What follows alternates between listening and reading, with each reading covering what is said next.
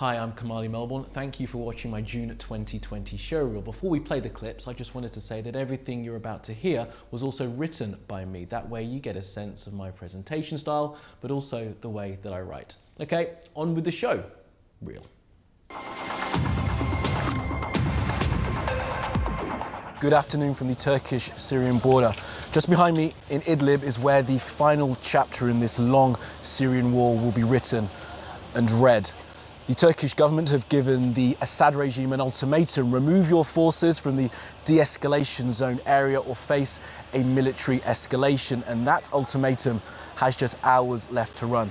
And as this miserable war marches on, the human cost is mounting. Just laying out just how difficult a situation this is between Turkey and Russia to try and resolve exactly what is happening over the border there in Idlib. And just to widen this slightly, because of course there is another player key in what will happen in the future of Syria, and that is the United States of America. Our defense analyst Ubay Shapander is with us again. Ubay, just give us a sense, if you will, please, of what role the United States have to play at this current juncture as the fighting in Idlib really does worsen. And another place that's at the centre of this migration story is the Greek island of Lesbos, where Melinda Nucifora has been for the past couple of days. Melinda, we've had the announcement come out of Moscow. People are still trying to get from Turkey into the European Union. How do you think this news will be received there?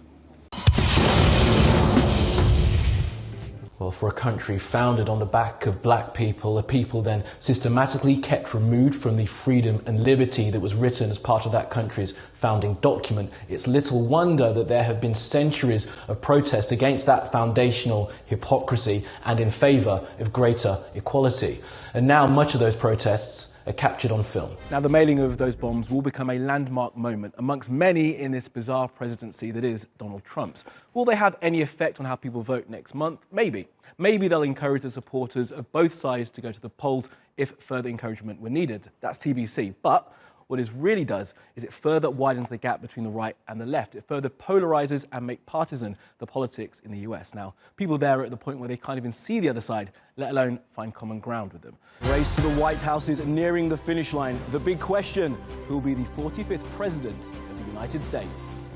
What's that saying about politics, religion, and what's the other one? Football? No, it's not football. Never talk about it in polite society, right? You're right. I mean, but your man, Donald Trump, people are calling him like the social media candidate. And as this is going to be the future, he's kind of setting the standard of how to engage with people. And it's got to be said, he's got people out and got people talking. Making that statement on Saturday, getting all that criticism, then coming out, having to make another statement where, as you rightly mentioned, he finally denounces white supremacists, neo-Nazis, and the other groups involved in Charlottesville. And then to become so defensive when asked the questions about it today, and trying to make a moral equivalence between the left protesters there, or the protesters who were there to try and protest against the alt-right and the white nationalists. I mean, if Donald Trump's mission is to try and bring America together, every time he opens his mouth, he divides it further apart. British police say they have made a significant arrest following Friday's tube bombing in London. An 18-year-old man has been taken into custody in the southeast of England.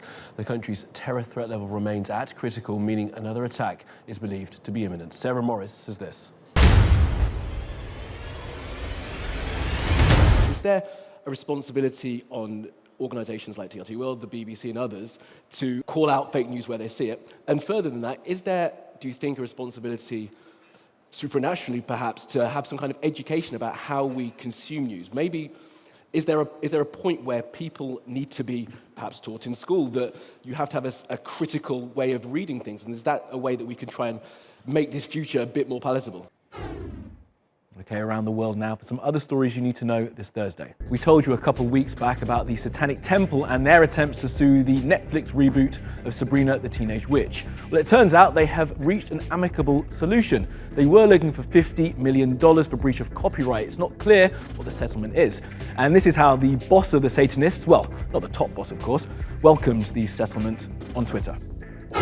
We've been given stark warning after stark warning, telling us the perilous state the planet is in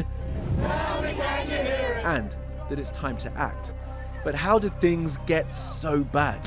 Rapid industrialization in the late 19th and early 20th century relied on fossil fuels: oil, gas, and coal. People mined and chopped and burned their way around the earth advancing us as a species to the detriment of the natural world. We built up a massive debt as we borrowed against the Earth's resources. Now, that bill is due. Breaking news this hour, a memorandum has been signed, a ceasefire announced in the region of Idlib, signed between Turkey and Russia in an attempt to stop the fighting that has been engulfing that region for the past few years. A ceasefire will begin at 0001 on the 6th of March, so in about 3 hours' time. As part of that ceasefire, a corridor will be established around the vital M4 highway which connects Syria, and that corridor will be patrolled by Turkish and Russian forces. Many questioning whether this ceasefire will hold, as there have been many ceasefires before, but perhaps this one will be different.